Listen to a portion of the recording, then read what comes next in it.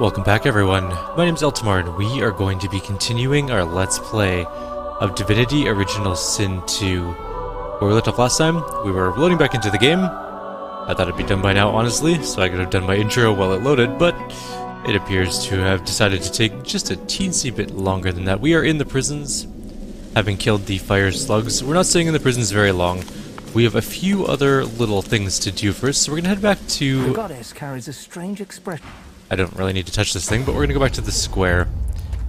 We are not doing the front gate quite yet, but we're going to come over this way. To here.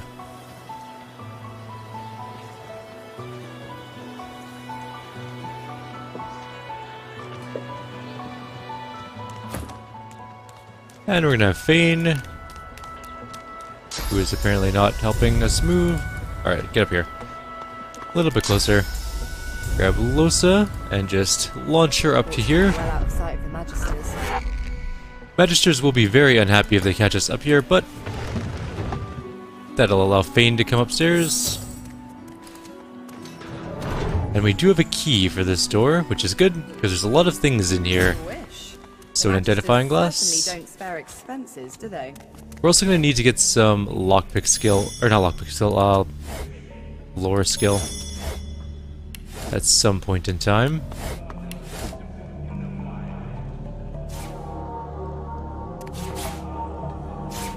We'll read all these books in just a moment, and then we're gonna put them all in a backpack. We should look for a backpack, actually.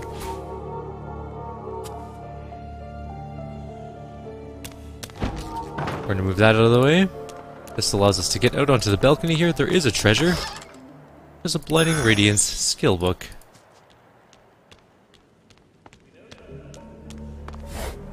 There's also a treasure outside of Fort Joy we haven't gotten yet, but we're going to, which is that way and what is it worth? Oh, 40 bucks. Eventually we are going to murder our way out of Fort Joy, and we're going to literally kill every single person here. Well, that does seem sort of evil, and it definitely is, there's no real denying of that. It's the best for experience and stuff. We don't have a lockpick skill yet, so we might not be able to get that particular treasure at the moment. And you thought Rivellon was flat. That might be worth carrying too. Yep, $72. I'm gonna say that this one probably isn't worth carrying. Well, it is worth $158. It also weighs 158 pounds. Or it's worth $150 and it weighs 158 pounds, whatever it was. Regardless, it is way too heavy to carry. I think that might be it for this room aside from that chest, which we will have to get a lockpick for at some point in time. Alright, so the Magisters are not going to be happy we're up here, but we're going to fight them anyways. There's only 2 or 3 of them over here, and we can do that from the top of the balcony up here. We'll save first though. Intruder! He really doesn't like this whole situation. There is a source hound.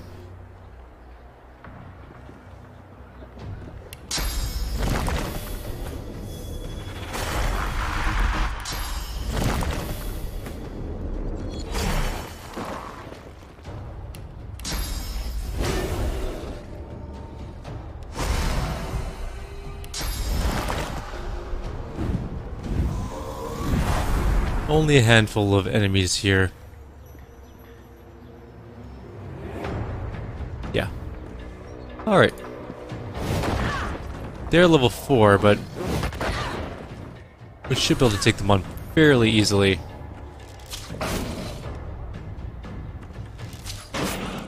Although our incarnate's gonna eat it pretty soon.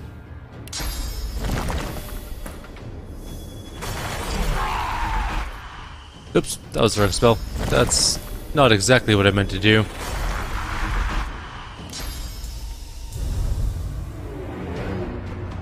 That is a guy we don't want to include in our fight with any luck. Yeah, I did a dumb on this one. No, why couldn't you shoot him? Okay, well, elemental totem. I guess on the ground, like right here.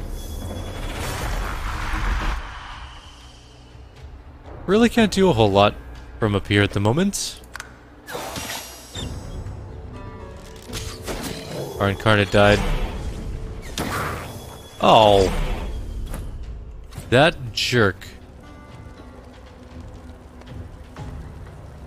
Wait, why can't Fane do a totem?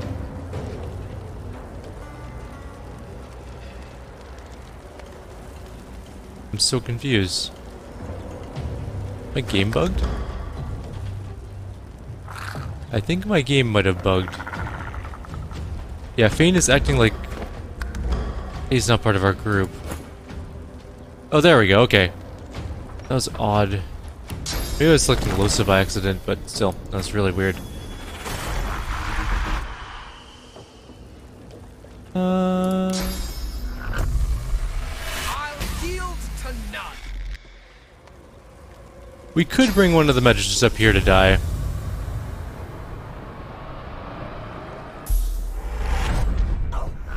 Oops, shouldn't have hit my own character.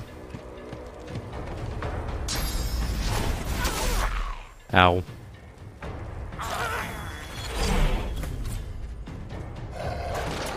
Oh, our totem. He shot our other totems, which is really annoying. We'll put him back a bit. And now go punch her in the face with an axe.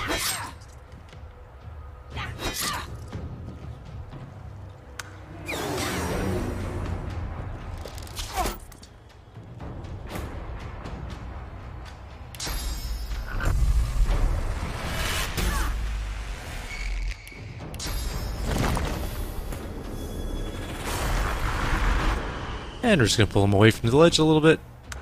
Keep him out of harm's way. She is not dead yet, which is super irritating.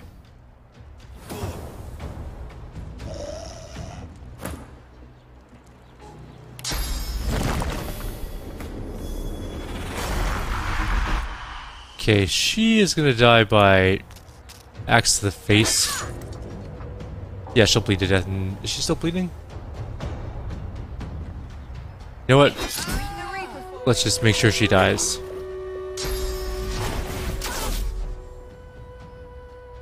How did you ricochet a corpse? That's actually very impressive. Glory is mine.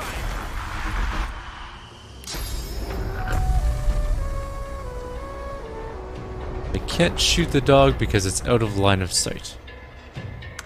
Fair enough.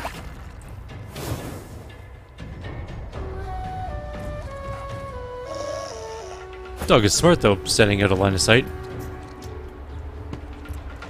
God, really? I slipped on the ice.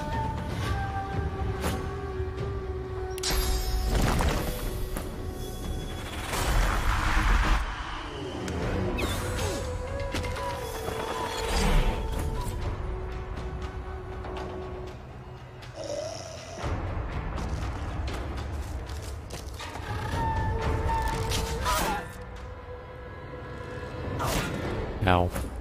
He does a lot of damage, that man.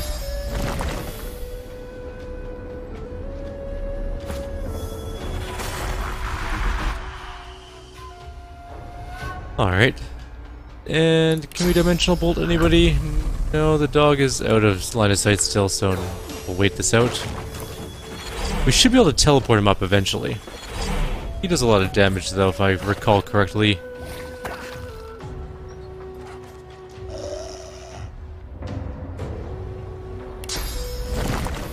Prepare yourself.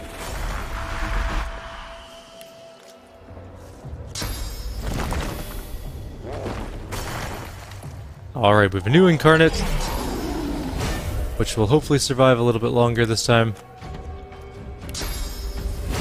We are really bad at encouraging. Okay. And he is... oh, it's not a blood incarnate, but we did gain a level, so that's a nice touch. In fact, let's level up in combat. So we're gonna grab some constitution and wits.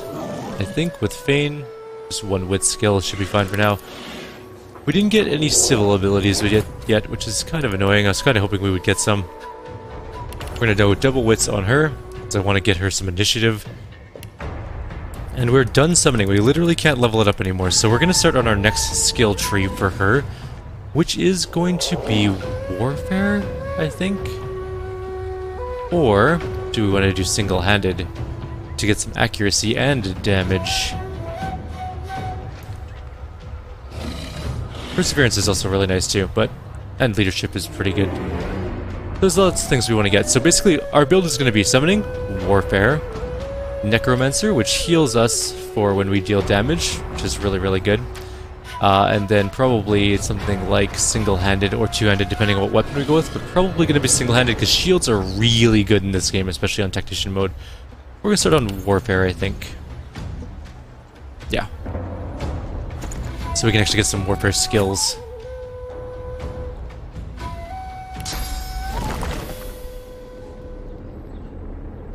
Wait, hold up. How are you conjuring? Oh, is this Fane's incarnate? Okay. I'm ready. Fane doesn't have big incarnate yet, but his is now a better small incarnate. Call that a win. Alright. So, I'm just going to delay action on him, because I think... Oh, the dog doesn't get to go. Never mind. I'll just wait.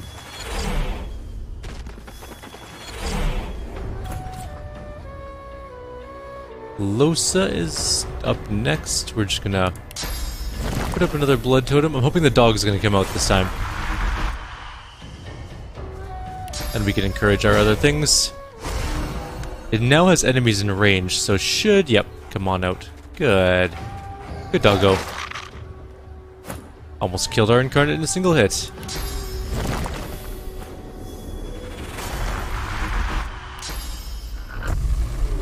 Can't line of sight him. Move up a teensy bit.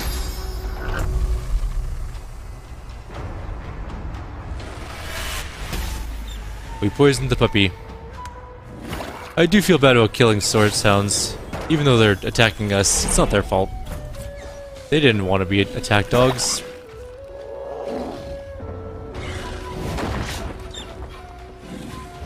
They were trained to it by garbage humans. Alright, everything's dead. Let's quickly go grab the loot from her, and we'll run back, because I don't want to be in combat with the other ones just yet. I do need those tongs, they're worth some money. Alright, we're gonna head down.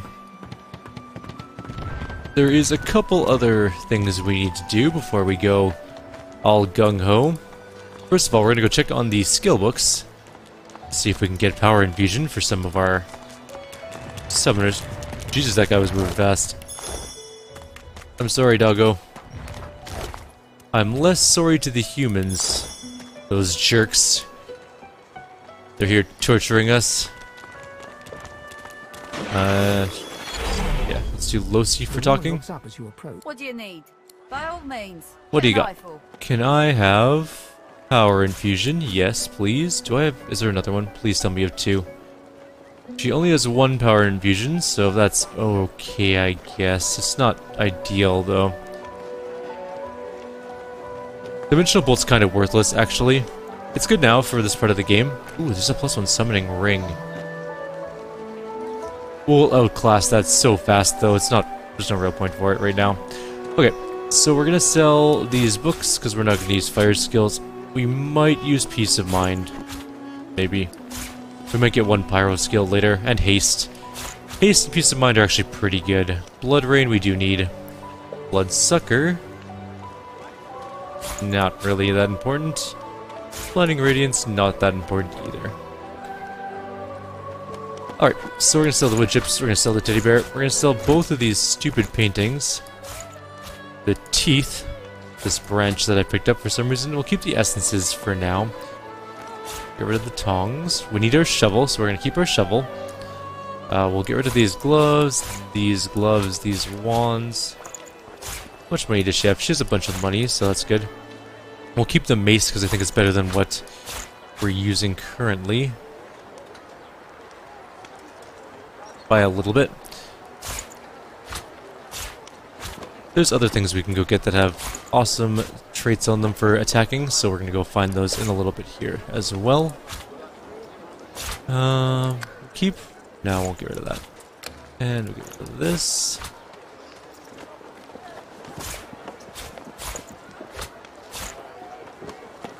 Almost cleared out most of the things I want to sell.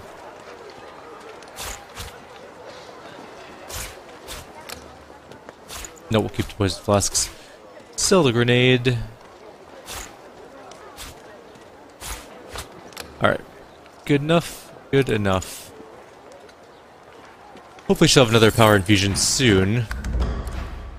Power infusion is super important for summoners. More so than Farsight. Oh, I went the wrong way. We are going to jump back to the beach, because we have some things to do here. How are we doing for time? 15 minutes. We're doing good for time.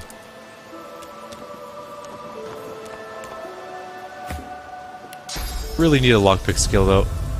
Bane, you're never in line of sight of anything. There we go. We also need to find the warfare trainer and pick up some warfare skills like Phoenix Jump, Strike, whatever it's called. Phoenix Dive? I think it might be Phoenix Dive. There's a Targe and a stick. We're heading up this way. This is the more important way to go. There is a sword here called the Viper's Tongue. Really good early game sword. Also 600 experience. There's a dead human skeleton and a dead lizard skeleton. And a coin purse. Looks like a giant ballista was once up here, but it seems to have gone by the wayside. We are going to use the Viper's Tongue sword. It's quite good for an early game weapon.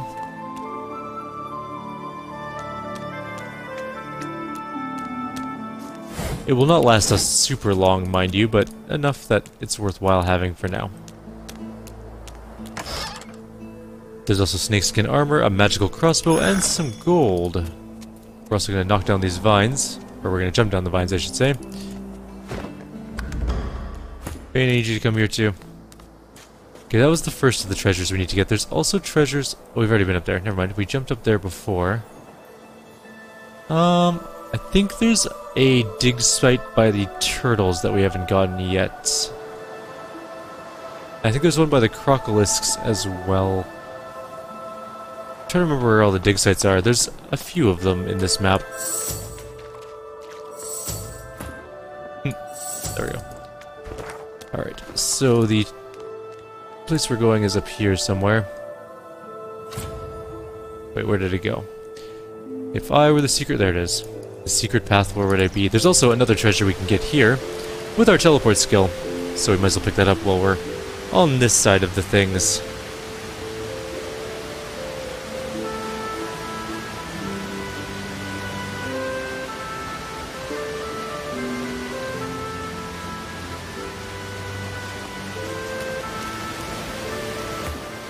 Alright, so we're gonna go boop boop. Teleport this treasure chest up here.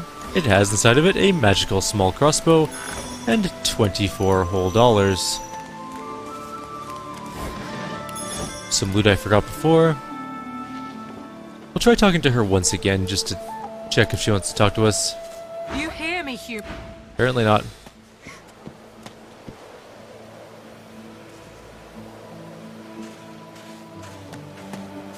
There's somebody over here. Let's talk to Coral. You hear a small whimpering sound from behind a basket. You peer behind it and find a small human child holding her knees and trembling. I ask the shaking child what's wrong. The child quiets and seems comforted by your presence. She looks up at you with curious eyes. Why were you crying? There are monsters here. Lizard ones and real ones. It's really scary. And I miss my ma and pa. Why are you scared of lizards? Master was a lizard. She sent us here. Me, ma and pa. She was not a nice lady. Lizards aren't nice ladies. It's their fault I'll never see ma and pa again. Everything is going to be alright. How do you know?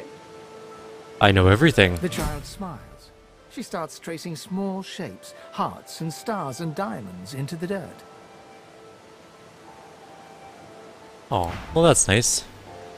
Alright, let's go see if we can find a turtle loot. I'm pretty sure there's a dig point down there somewhere.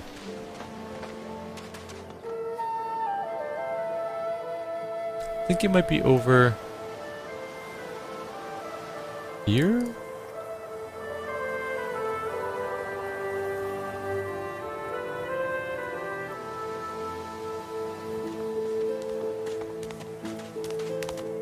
Or maybe it's up here. Definitely not here. I've spotted There it is. something. I knew there was one over here. A treasure with a poison arrow, some gold, and a restoration scroll. I am gonna check the crocolisk lair area. I think there's some there. And then we should do the arena. What time do we have? Actually, 21 minutes. We got time. Okay. Maybe we don't have time for the arena fight, but we have time to check the crocolisk lair.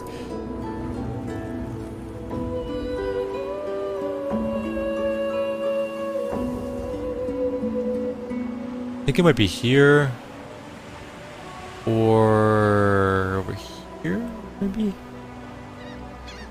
I think there's one there. Pretty sure.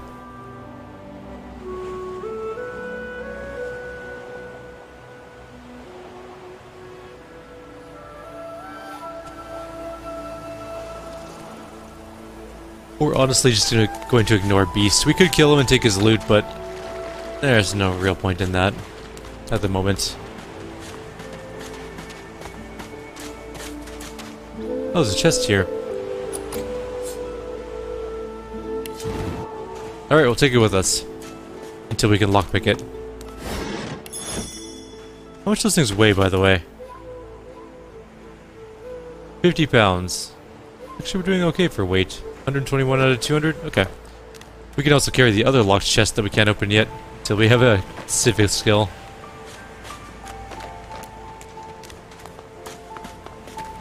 I know I'm missing one dig point. I might pause the video while I go find it and then... Oh, there it is. I knew it! I knew I had missed one somewhere around here. There's a neat blade there. One-handed sword, plus 4 HP, crafting Bible, and a tooth. Alright, we should go through... We have backpacks now, which is important for our holding of things. We're gonna hit auto sort, because obviously auto sort is good. We're gonna quickly go through our books. The Source King insists that there are no magics too foul, even those that would block or even remove the... Oh wait, we already did this. That's one we read already.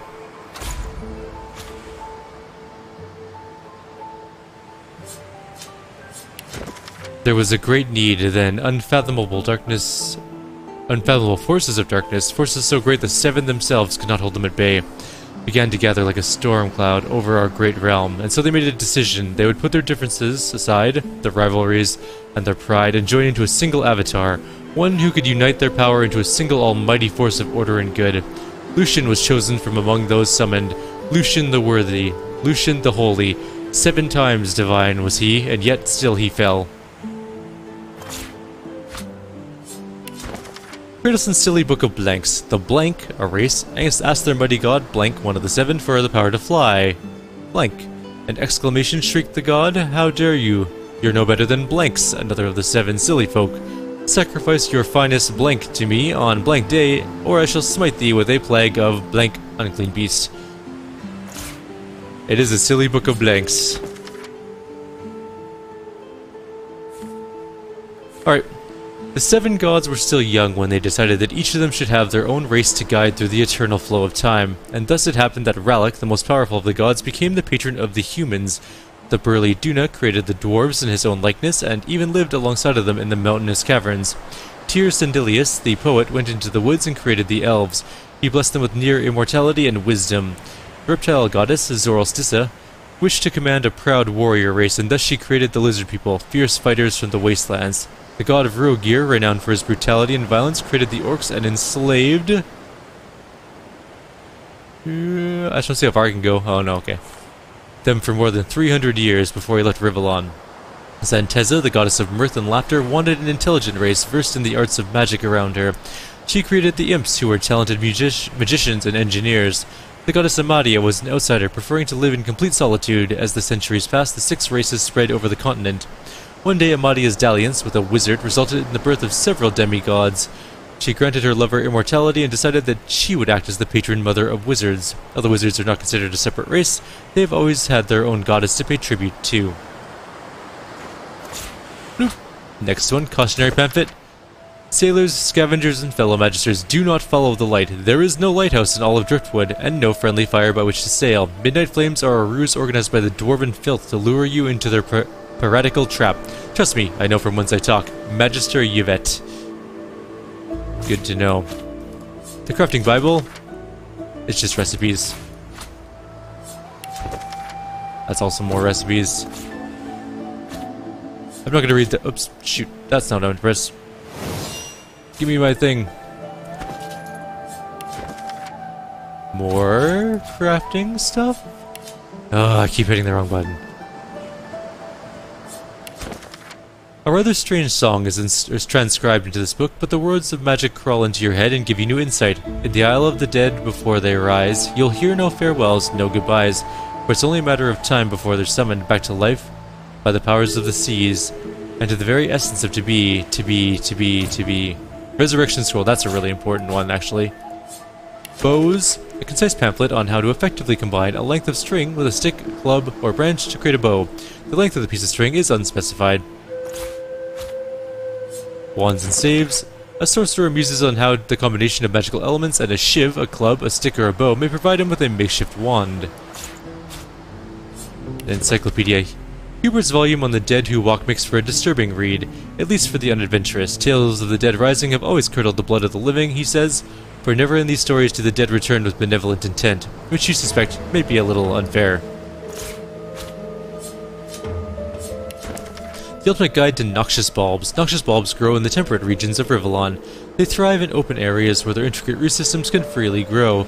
Commonly used as a means of security, noxious bulbs are well known for their vivid colors and their equally vivid defense mechanisms. Once they're fully grown, they appear in a multitude of variations. The effects of the bulbs roughly match their appearance, as well as the element to which the bulb is more susceptible. For example, a red noxious bulb is susceptible to fire, and a yellow noxious earth bulb is susceptible to earthen elements. They are very sturdy flowers that are hard to destroy or uproot, but if one does manage to destroy them, they will hardly go down without a boom. We already read this diary before. Madame, your techniques have proven most effective, a true marvel. Odd that the Source King had this technology so long ago, but managed to keep it a secret. As to the technical matters, the monks do listen, but they are so dull and listless. They respond, but they do not engage. Would it not be possible, even better, if they obeyed of their own accord? My mind races with the possibilities. Obedience through free will, a will shaped by the Order itself. Then, we might at last have the army the Divine dreamed of. May his spirit rest in peace. Yours forever in service, Oravand.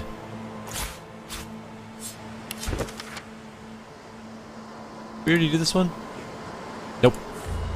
Since I was a young girl, my mother always used the name of the lone wolves to strike fear into my heart. Bed by 8, don't be late. When hoots the owl, the wolves will prowl.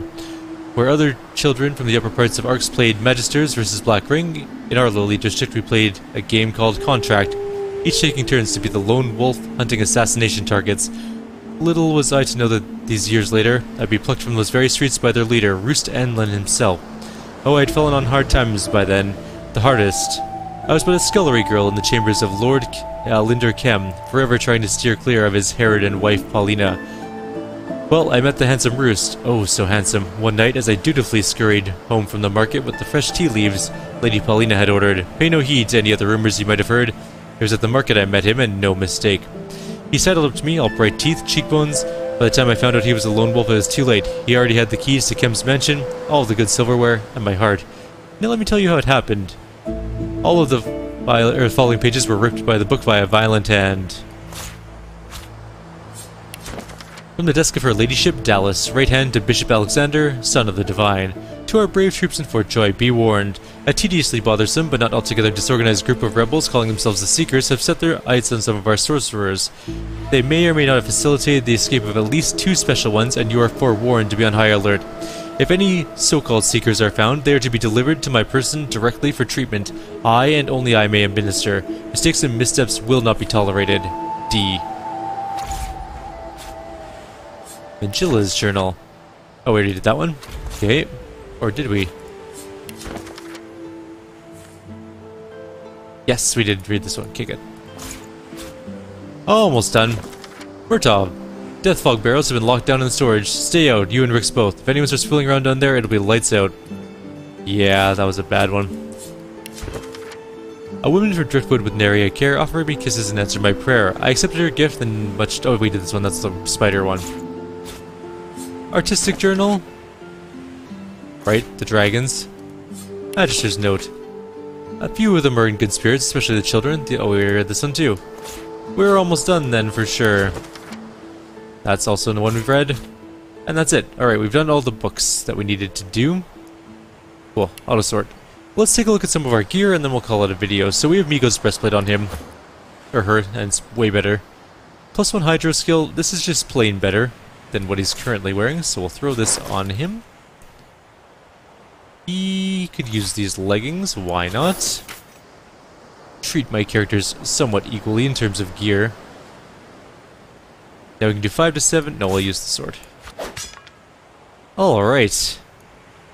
He will eventually be melee. He is... Actually, he's kind of really intelligence driven right now, so unfortunately I think the wand might be better.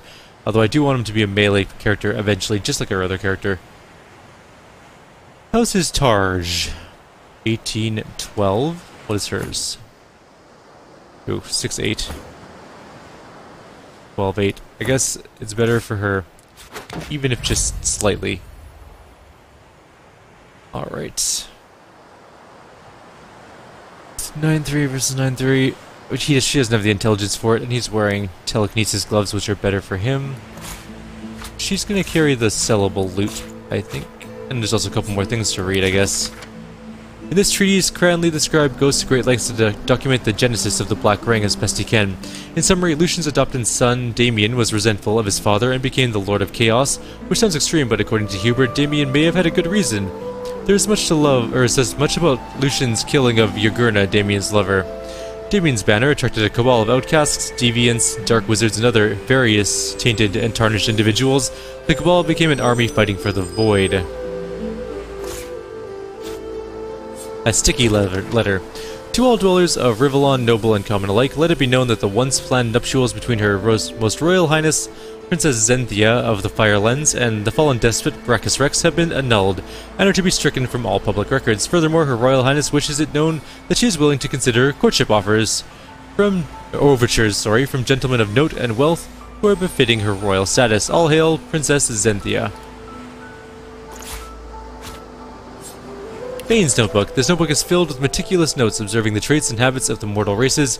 It details the foods they eat, the clothes they wear, and their speech patterns. It also includes some rather confused diagrams of their mating habits. Oh, Fane. Alright, that is officially, I think, all we're going to do in this video. So, like always, if you have any suggestions or comments, please leave them below. Otherwise, I'll see you all next time, and we will be going to do the arena, I believe. Take care.